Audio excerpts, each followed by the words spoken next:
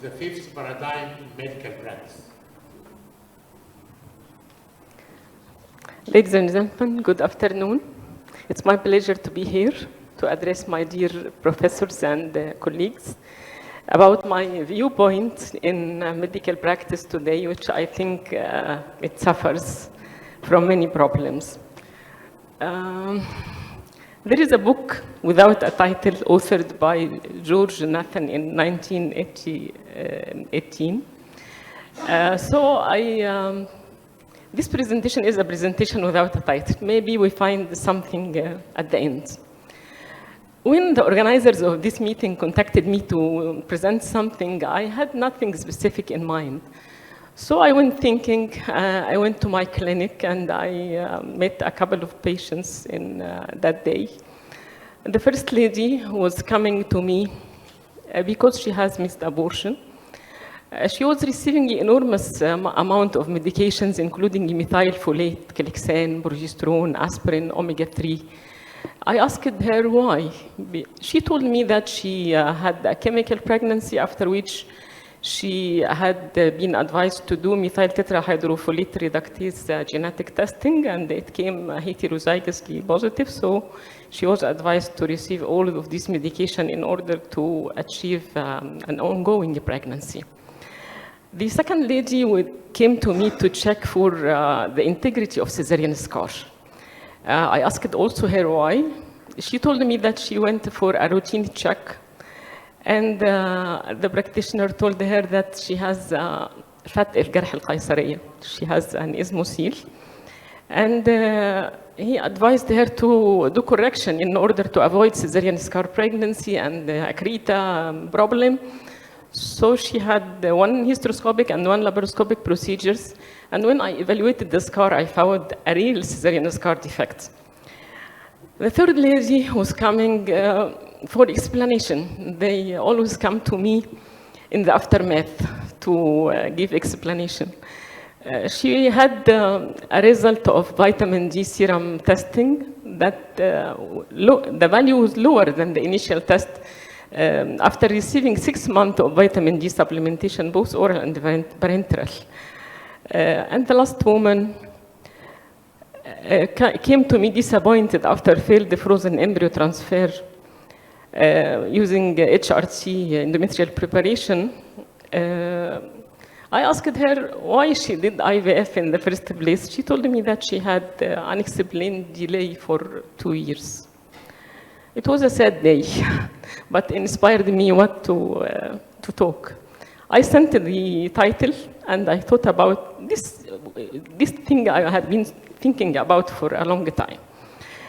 I'm asking myself, what happened to us? Is this evidence-based medicine?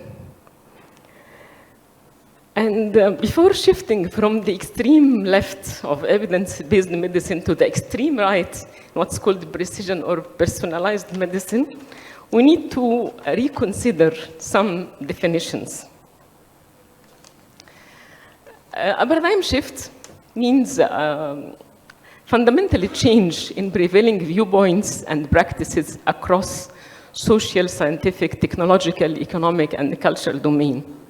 And I think this paradigm shift is occurring now. In its original description, evidence-based medicine wasn't meant to apply the results of research in practice. It was meant to update our knowledge, to integrate them with clinical experience, with patient values and preferences, and abandon useless interventions. But unfortunately, it turned out that any research paper went into public domain, and then young physicians start to practice this on patients. Archibald Cochrane was innocent defendant in this. He was a British epidemiologist. He authored a book in 1972 with the title Effectiveness and Efficiency: Random Reflections on Health Services. In the end of his book, he stressed being an epidemiologist, he stressed the importance of using evidence from randomized controlled trial. After which we generated this pyramid of evidence. The randomized controlled trials was at the top of this pyramid, but it was derogated after a while because it was superseded by systematic reviews and meta-analysis. This is what happens in meta-analysis. We put the results of studies together in the blender, and then we pass them through a sieve to produce an extract, and this extract will be fed to the young practitioners and public. This is the process. We pick the studies, we put them in the machine, and this is what produced the so-called forest plot. This is a forest plot. The black squares represent the studies. The size of the square represents the sample size. The whiskers represent the confidence intervals. And the diamond of punch represent the pooled results of the studies. Cochrane collaboration was established more than 20 years after Archibald Cochrane book. It has the logo of a forest plot of 7 randomized controlled trials. Unfortunately, we rely on published research, and published research has a big problem, which is publication bias. We stress on too rigorous in concepts like informed consent and the registration of the trial and so on. But in informed consent, we tell the patient originally wrong knowledge to have a consent on it. So there is publication bias that favors positive results over negative results. At the end of the day, when we use these studies in meta-analysis, we magnify the mistake. So we adopt the intervention with greater confidence.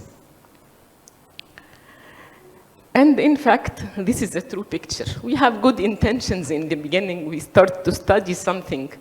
But at the end of the day, we end up with misleading results. And the controversy continues because the lead is picked by the press. And now, not only by the press, but by the social media and the trends, وإعلانات الشوارع وبرامج التلفزيون and so on. And this is what Carol Tavris called pseudoscience. And pseudoscience is particularly attractive because it promises certainty, whereas science gives us probability and doubt. Pseudoscience is popular because it confirms what we believe, while science is unpopular because it makes us question what we believe. And good science, like good art, often upsets our established way of seeing the world. So my stance is, first, to stop calling that evidence, because every study, even non-randomized, even few case series like the alleged ismosil, becomes adapted in clinical practice even before any rigorous evaluation, like the methyl tetrahydrofolate reductase story. By all means, the probability of 4%, because it is less than 5% probability attributed to chance, cannot be considered an evidence for anything. So we should stop calling it evidence, because since we named this evidence, atrocities have been committed with amazing confidence. The second, we should know that randomized controlled trials is not the ideal way to judge.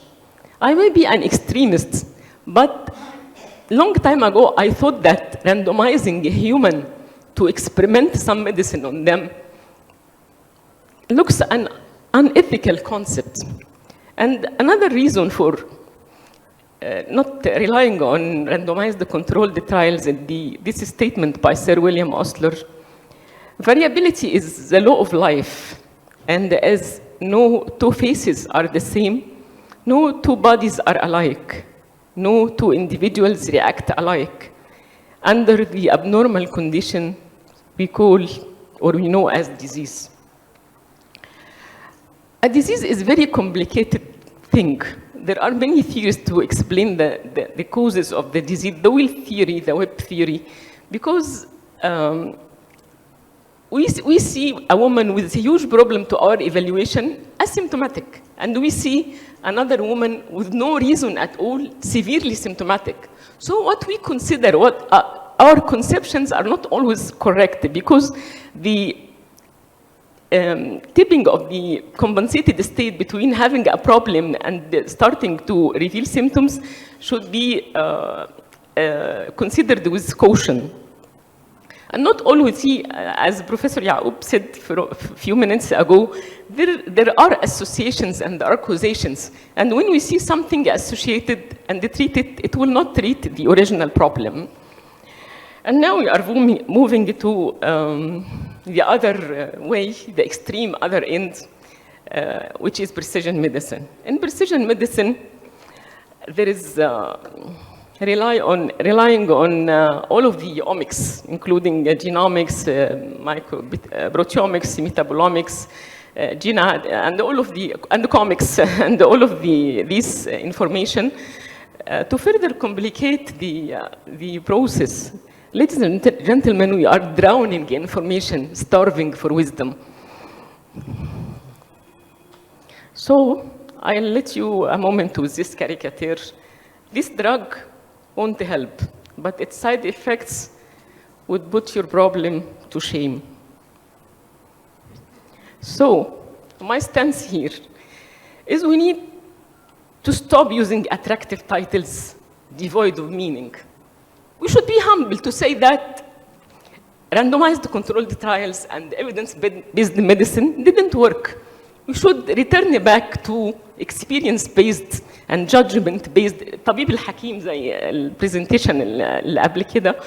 We have to judge individualization. This is what we need, and this was what the original paradigm before the concept of evidence-based medicine come to light. We need to conduct research to understand and benefit our patients, not to create more confusion. So this is a paradigm I propose, to have the benefit of doubt. We need to be less certain with our tools, our concepts, and our methods of treatment. And we need to be more patient with our patients. More patients, يعني صبورين, not to go on directly for the intervention we think, and more attentive to their real problems, not what we discover by chance when we evaluate them. Because when we don't know, we should acknowledge our knowledge, our ignorance. Because when we don't know, we assume and we attribute. And these are very dangerous verbs in medicine and in life, because we become blinded by our assumptions. So we should give it a second thought. And on a second thought, ladies and gentlemen, in our news-hungry world, a study comes out reporting a fake benefit for a new fad. Someone does a press release and it's picked up on Newswire. Communication fosters proliferation of fads driven by rumors and pseudoscience rather than science. And it's difficult to separate the wheat from the chaff. To have striven, to have made the effort, to have been true to certain ideals, this alone worth the struggle. We are here to add what we can to life, not to get what we can from it. The value of experience is not in seeing much, but in seeing wisely. And this is Sir William Osler quote, and I return to the rule of all times in medical practice, to do no harm. And thank you very much.